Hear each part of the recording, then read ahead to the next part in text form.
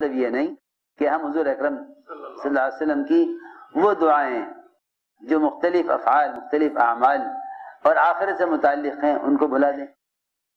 اس لیے میں نے عرض کیا کہ صبح سے لے کر شام تک جس وقت کا بھی جو ذکر ہے اور جس موقع کا ذکر ہے، بازار میں کیا ذکر ہو، بیت الخلا جا رہے کیا ذکر ہو، ہر موقع کی مصنون دعائیں یاد کرو اور ہر موقع پر اس دعا کو پڑھو۔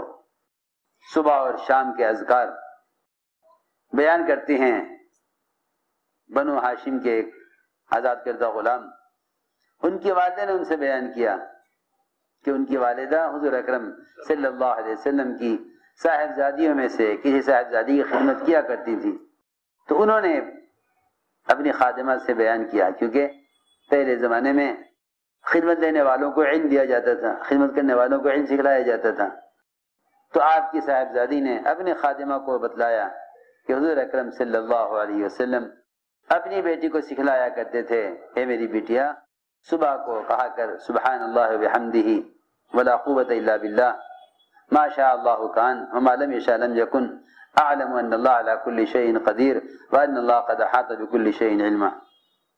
آپ نے فرمایا کہ جو یہ کلمات صبح کہہ لے گا وہ شام تک ہر قسم کے حادثے سے، ہر قسم کی ناگواری سے محفوظ رہے گا۔ جو ان کلمات کو شام کو کہہ لے گا وہ صبح تک محفوظ کر دیا جائے گا۔ ابو درداء رضی اللہ عنہ کلمات کہے صبح کو، لوگ آ کے کہتے رہے مکان جل گیا جل گیا، وہ ماننے کو تیار نہ ہو، کبھی کیسے مصیبت آ گئی مکان پہ جب دعا پڑھے ہوئے ہوں۔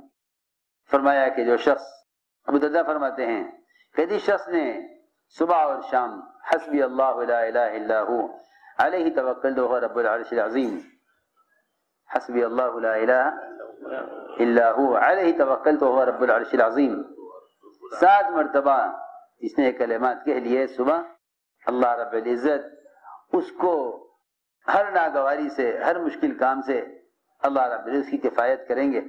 یہ ان کلمات کو سمجھ کر کہہ رہا ہو یا بغیر سمجھے، ان کلمات کو دھیان دے کر کہہ رہا ہو یا بغیر دھیان کے، اللہ رب العزت اس کو اس کے ہر کام میں اور ہر مشکل مسئلے میں اس کی کفایت کریں گے۔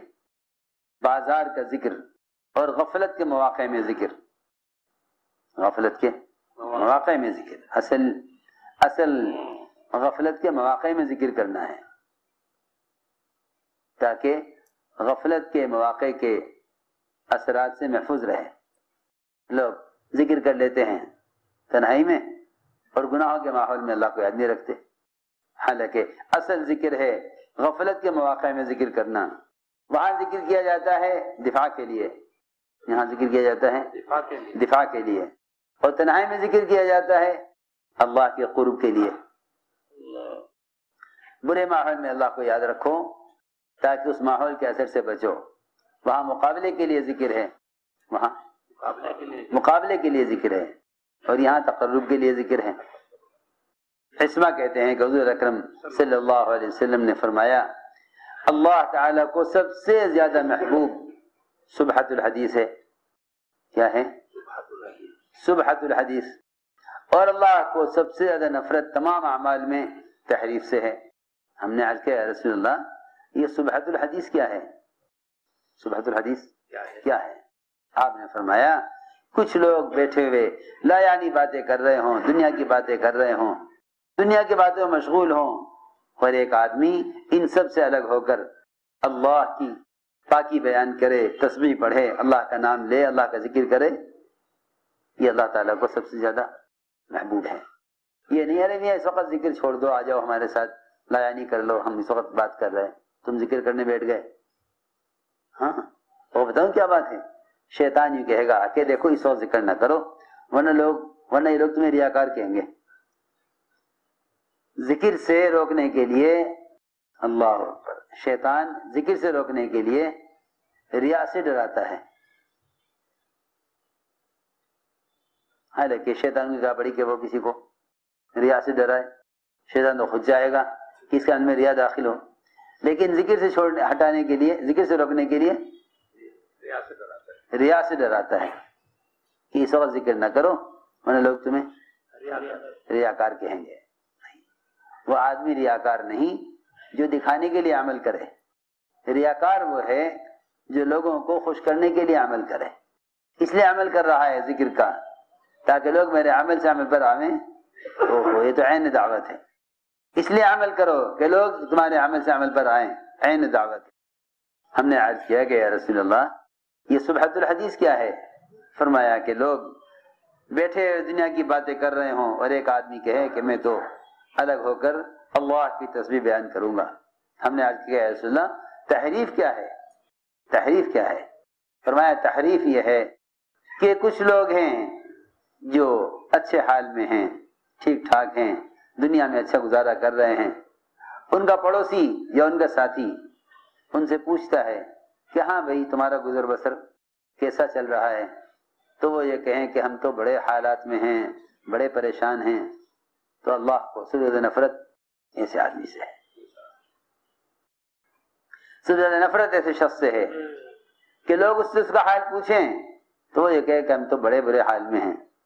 اور واقعی ابراہیم علیہ السلام نے اسی لیے کہہ دیا تھا اپنی بہو سے کہ بیٹا آئے گا شکار سے واپس تو کہہ دینا کہ اپنے گھر کی چوکھٹ بدل دے، بیوی کو طلاق دے دے، کیونکہ بیوی سے پوچھا تھا حال، بہو سے پوچھا تھا ہاں کیا حال چال ہیں، اس نے یہ کہا تھا کہ بہت برے حالات ہیں، بڑی تنگی میں ہیں، بڑے پریشان ہیں۔ تو میں چلو وہ اسماعیل آئے گا اس سے کہہ دینا کہ تمہارا باپ کہہ گیا ہے گھر کی چوکھٹ بدل دو، پر بدل طلاق دے دی اس کو، جاؤ تمہاری چھٹی۔ کیوں کہ وہ تمہیں طلاق دینے کے لیے کہہ گئے؟ کیا بات پیش آ گئی تھی کہ مجھ سے پوچھے تھے کیسا گزر بسر ہے، میں نے کہہ دیا تھا کہ برا حال ہے، تو جاؤ تمہیں طلاق۔ دوسری شادی کر لی، پھر آئے ابراہیم علیہ السلام، پھر پوچھا کہ اسماعیل کہاں کی شکار پر گئے ہوئے ہیں، گزر بسر کیسا ہے؟ کہ بہت اچھا ہے، اللہ کا شکر، اللہ جس حال میں رکھے۔ حالانکہ وہاں گزر بسر کے لیے کچھ تھا؟ جہاں کچھ نہیں تھا گزر بسر کے لیے، میں کہا اللہ کا شکر ہے، اللہ جس حال میں رکھے۔ فرمایا اچھا اب بیٹا آئے گا اس سے کہہ دینا گھر کی چوکھٹ کو باقی رکھے۔ یہ تھی بات کہ پڑوسی پوچھے ہاں بھائی کیسا گزر بسر، تو کہ بھائی بہت برے حال میں ہیں۔ فرمایا کہ اللہ تعالیٰ کو اس شخص سے سب سے زیادہ نفرت ہے۔